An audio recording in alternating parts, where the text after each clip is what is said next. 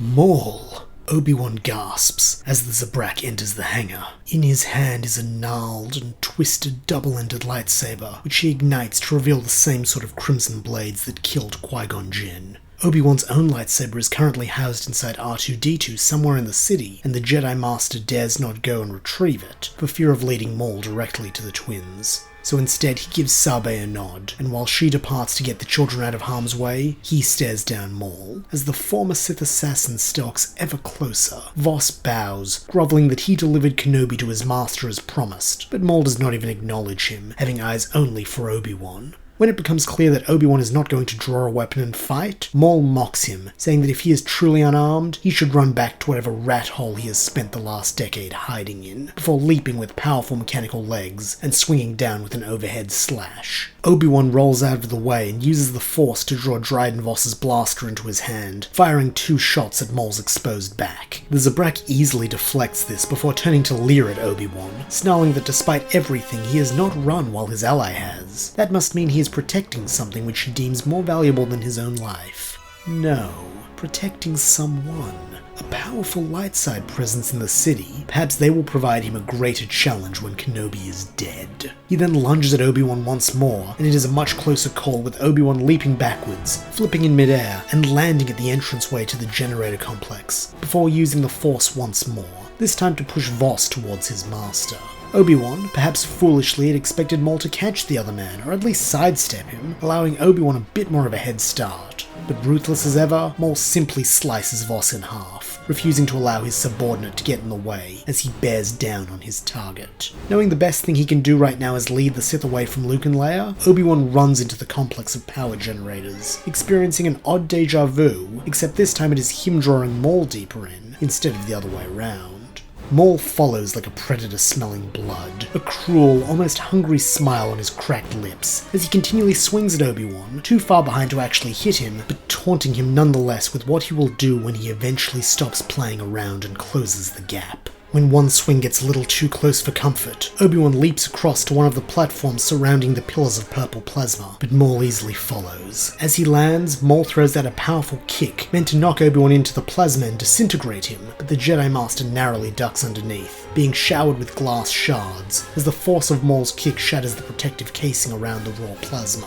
It takes Maul a moment to dislodge his cybernetic foot, which is now glowing orange thanks to the heat of the plasma, and Obi-Wan does not waste this time, dropping down to a lower walkway and continuing to run. Too late does he realize this is the exact same walkway Maul led Qui-Gon Jinn down to kill him, as the red ray shield barriers flare to life. Maul notices this too, jeering that Kenobi has chosen to die in the same place as his master. How touching. And he closes the distance between them with such speed that when the first shield drops, Obi-Wan has no choice but to run deeper in, with full knowledge that he is fast approaching a dead end. Maul gives chase, a mad laugh on his lips as he leaps, ready to kill his nemesis at last. But at the last second, the final ray shield bursts back to life, halting his blade mid-strike and creating a barrier between himself and Obi-Wan. However, both men know that this is only a temporary stay of execution, and so Obi-Wan backs up as far as he can, trying to think of a way he can defeat Maul here just as he did before. But alas, nothing presents itself, and far too soon the ray shield drops again, allowing Maul into the small circular room with the terrible drop at the center. Desperately, Obi-Wan draws upon the only weapon he has left, Dryden Voss's blaster, firing off shot after shot, though Maul deflects each with ease. When he gets close enough to, the Zabrak slices the barrel of the weapon, making it completely worthless, before following the swing through and driving his elbow into Obi-Wan's stomach. The Jedi Master crumples, landing on his back, and gleefully Maul levels his red-bladed lightsaber against Obi-Wan's throat. He then cackles that Obi-Wan will die today, but first Maul is gonna find and kill whatever new hope the Jedi has found, since he wants Kenobi to know that he has truly failed everything and everyone he ever held dear. Perhaps this will finally do the trick and push him to the dark side, so that Obi-Wan can die knowing he has even forsaken his precious Jedi code. Though for now, he simply orders Obi-Wan to stew in despair, as he did for 10 long years after the Jedi left him for dead.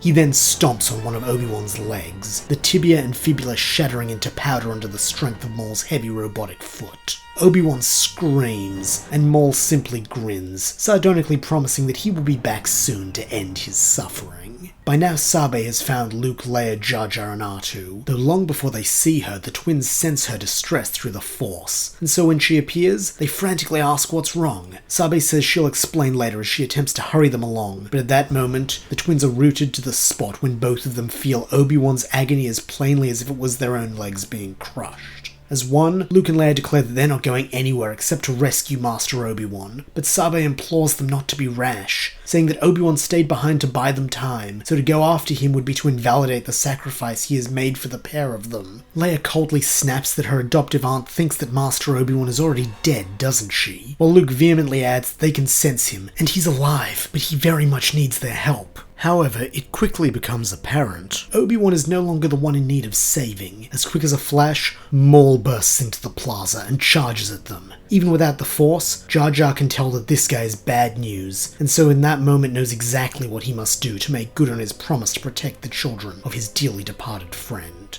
With a seriousness none of them have ever seen from him before, Jar Jar orders the others to go, then turns to face Maul alone. The Gungan then reaches for the heaviest thing that he can, that being in this case a wooden coat rack displayed at a carpenter's market stall, and swings it at the Sith Lord. So shocked is Maul that this wretched creature would dare stand against him, that he doesn't even have the time to defend himself, the wood smashing against his face, with one of the hooks even scratching his cheek deeply enough to draw blood. However, this victory is short-lived, as in an instant Maul has cleaved the wood in half with his weapon, before just as easily running Jar Jar through, mortally wounding him. As Jar Jar's lifeless body drops to the ground, Luke and Leia scream out, and Maul cackles at their anguish, until the laugh catches in his throat. In fact, it seems to be choking him.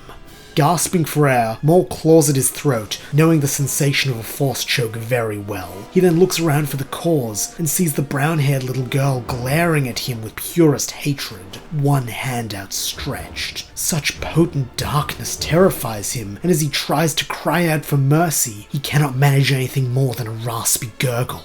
This is it. After all his scheming, after all the great Jedi he killed, he is going to die to a mere child. However, it seems that the boy is just as opposed to this act as Maul is, shaking his sister and demanding to know what she's doing. The girl in turn snaps back to look at him. A Sith Lord, more machine than man, this is clearly the person who killed their parents, so she is going to avenge them and bring peace to the galaxy by ending him once and for all. Luke protests that this is not the Jedi way, and when Leia refuses to stop, he makes her, using the Force to shove her ever so slightly, but it's enough to break her hold over Maul. He almost wants to laugh at how foolish this was, and how costly it will be to the pair. Unfortunately, another roadblock manifests to get in the way of him killing these Jedi brats, that being a squad of Imperial stormtroopers. A dozen or so of the white-clad foot soldiers had been milling around the square when Maul arrived, but they had been largely content to go about their own business until Maul had pulled out his saber staff. This had disconcerted them, but it was not until the children had displayed Jedi powers that they were forced to step in. Now with blasters trained on all three of them, the Stormtrooper commander orders the group to surrender themselves for questioning. Maul has no intention of doing any such thing, and so with gleeful savagery mows down the two troopers nearest to him. All attention is then turned onto the Zabrak, giving Sabe a chance to take the twins by the hand and flee. But Maul doesn't mind. Such powerful presences as them will not be able to hide from him no matter where they try. Back in the reactor, Obi-Wan has managed to pull himself into an upright position, leaning against the wall since he cannot put any pressure on his broken leg. Back during the Clone Wars, he simply would have had one of his clone troopers apply a Bacta patch to last him until he could get more thorough treatment. But now that is not an option, and so the Jedi Master racks his brain for a way to get to Luke and Leia before Maul does. From behind him, a familiar voice speaks up, that of Qui-Gon Jinn, who says that Obi-Wan has found himself in quite a bad situation. Desperately, Obi-Wan pleads with the ghost, asking if he knows anything that could allow him to salvage this situation. Qui-Gon considers for a moment, and says since dying he has learned of one Force ability, an ancient art long forgotten by the Jedi which could save Obi-Wan. However, it comes at a great cost to the user's vitality, and could even kill him if he is not careful. Obi-Wan says that he understands, but at this point he does not care. He will do anything if it will allow him to save the twins from Maul. It takes Maul only a minute at most to massacre the troopers, but by then half the garrison have converged upon him, making the task of murdering all of them an infinitely more time-consuming one. Even with both hands gripping his glowing embodiment of death, and the force at his command to fling bodies and objects alike, it takes the former Sith quite a while, especially when they bring out an E-Web repeater and attempt to bombard him with blaster bolts. Turning his attention to that, Maul decisively parries the oncoming shots as he charges in, swinging the saber staff twice, once to separate the barrel from the blaster, and the second time to separate the user's head from his neck. The horror of the other troopers at this gruesome sight invigorates Maul like water to a parched man, and he cackles to the heaven as he lurches towards the last few remaining troopers, ending all but one with a single strike. This last trooper he merely gravely injures, and as they fall to the pavement, he plants one of his feet on the faceplate of their helmet, and begins slowly pressing down.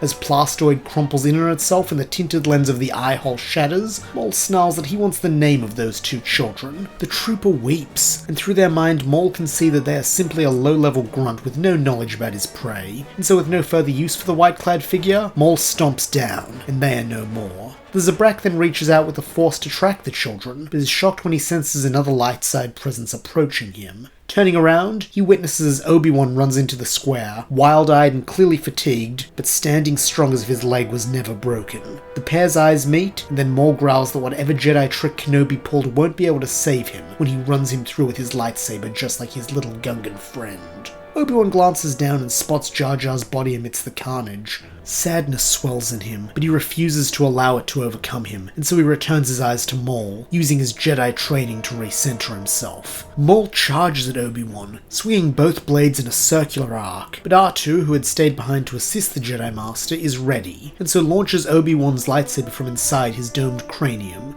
Obi-Wan catches it and ignites the blue blade just in time to meet Maul's attack, before thrusting forward and pushing his opponent back. The acquisition of a lightsaber vastly alters the balance of power in this fight, and as Maul attempts to regain the momentum he had in his earlier battle, Obi-Wan is there to block him at every turn, forcing the fast-fighting Sith to slow down, as each parry sends Maul grinding to a stop, cutting him off from the very thing his fighting style relies upon. This only heightens Maul's frustration. He begins swinging harder and more erratically, doing everything in his power to break through the Jedi's guard and kill him. But Obi-Wan is not known as the Master of Form 3 for nothing, and so utilizes the defensive fighting style to the fullest, thwarting Maul's plans and waiting for him to make a mistake. The opportunity presents itself before too long, when Maul attempts to shatter Obi-Wan's ribs with a roundhouse kick, while his lightsaber is engaged holding back the Zabrak's dual-bladed weapon. However, instead of retreating or trying to block the kick, Obi-Wan disengages from the lightsaber duel, dropping low under Maul's swing and instead using his lightsaber to sever Maul's mechanical leg at the hip. As the former Sith staggers, Obi-Wan spins round and delivers a final blow, driving his sapphire blade upwards and slicing Maul from groin to gullet. As Maul falls, Obi-Wan deactivates his lightsaber and catches his old enemy, giving him a tired look that is meant to convey how even though it was necessary for the safety of the twins, Obi-Wan finds no joy in taking Maul's life. Maul in turn gives a weak, raspy chuckle, saying that perhaps it is the will of the Force that he dies here at Kenobi's hand, and that by returning here, he simply gave the other man a chance to rectify an old mistake. Maul then breathes his last, his weapon clattering to the ground, as Obi-Wan closes the corpse's eyes and lays him alongside the people he had murdered here today. Obi-Wan is not given any chance to grieve, however, as at that moment the shrill shriek of 2 TIE fighters fill the air. Looking up, he sees that they are flying escort for a dark transport ship carrying an even darker presence, an Inquisitor. With a sinking feeling, Obi-Wan realizes that Naboo isn't safe for them and never will be again. Gathering up Maul's weapon and storing it inside R2-D2, the Jedi and the droid depart as fast as they can, frantically planning how to meet up with Sabe and the kids before the Inquisitor finds them. As R2 borrows a speeder for them, Obi-Wan turns on his comm, contacting Sabe and all their remaining friends to warn them about the arrival of the Inquisitor.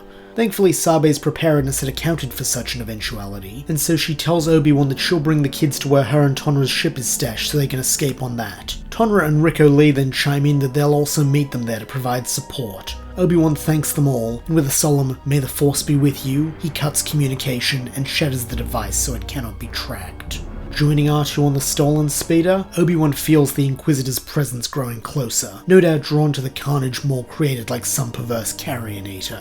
As he takes to the air, he hopes that the bloodshed and darkness will obscure Luke and Leia long enough for him to get them off-world. Since between the 2 confrontations with Maul and the heavy toll from the new power Qui-Gon taught him, he doesn't think he could survive another duel. The secret safe house where Sabe and Tonra's ship is stored turns out to be the home of Padme's parents, this being their way of helping to protect Luke and Leia. When Obi-Wan arrives, Grandma Jobel is standing behind the twins, urging them to eat a sweet pastry she has prepared for them, saying it will keep their strength up for the journey ahead. Meanwhile, Tonra and Sabe are huddled in a corner discussing tactics and potential destinations, while Obi-Wan suspects Oli is with the ship, ensuring it will be ready to fly when the time comes. When the twins see Obi-Wan, they run up to hug him, and he welcomes their embrace, asking if they are alright. Both say they are, attempting to present the calm they have been taught to exude as Jedi, but Obi-Wan can feel through the facade that they are both terrified and anguished, not just at the loss of Jar Jar, but of their home. They both know that they will probably never see most of the people they have known and loved all their lives again, so Obi-Wan gives the pair a reassuring smile, reminding them that no matter where they go next, he will stay by their side to guide them. They both thank him, though the turmoil within the twins only reduces marginally. Obi-Wan tries to think of what else he can say or do, but Sabe pulls him aside, pointing him to look outside at something. Obi-Wan already knows what it is before peeling back two of the blinds to peer through the slits. The Inquisitor has arrived.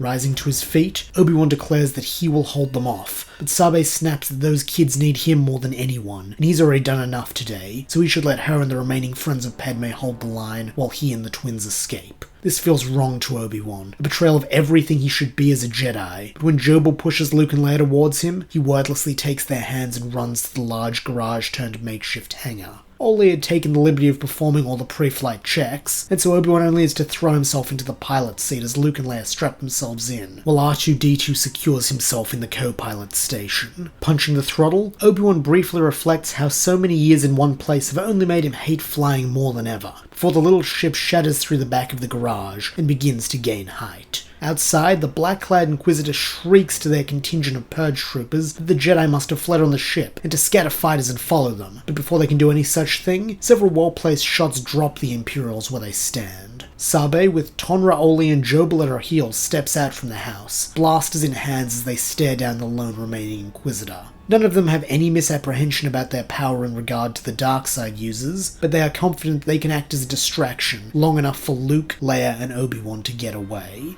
As the Inquisitor turns their hateful glare on Sabe, the former handmaiden steals her resolve, reminding herself that she is the right hand of Padme Amidala, protector of her children, and avenger of her death. Out in space, Obi-Wan can feel the battle raging on, though at the moment he wishes he couldn't, but nonetheless, he is grateful to each of the brave souls he left behind for doing their duty, and so knows that now he must do his. Punching in a series of coordinates, Obi-Wan watches as the stars all around them blur into a mass of lines as they make the jump to hyperspace. Today was hard. Today the twins learned some bitter lessons that Obi-Wan wishes he could have spared them from, at least for a few more years. But even still, in the face of all that, as he looks back at Luke and Leia, he knows that as long as they are alive, there is still hope in the galaxy, just as surely as he knows the Force will be with them, always.